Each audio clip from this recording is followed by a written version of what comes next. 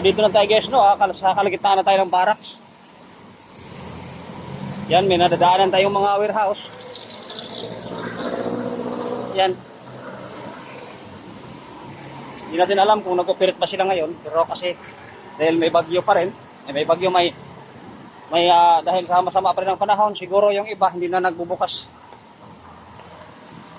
Madalang na lang din yung mga namamasadang jeep. Dahil lalo na rin kaano pasahero. Dahil nga sa patuloy pa rin ang sama ng panahon. Umulan pa rin hanggang ngayon, ilang araw na ito. Sabi hanggang bukas pa daw itong ulan na ito. Buti nga, tumitigil-tigil naman siya, hindi naman tuloy-tuloy. Tuloy-tuloy talaga, mahirap. Talagang lubog na talaga.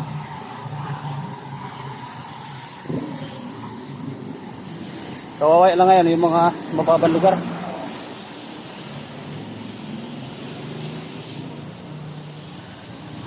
May mamihan pala dito. Dito tayo banda sa Pistagas. Pistagas na tayo. Oo. Lalakad lang ako. Kasi malapit lang naman.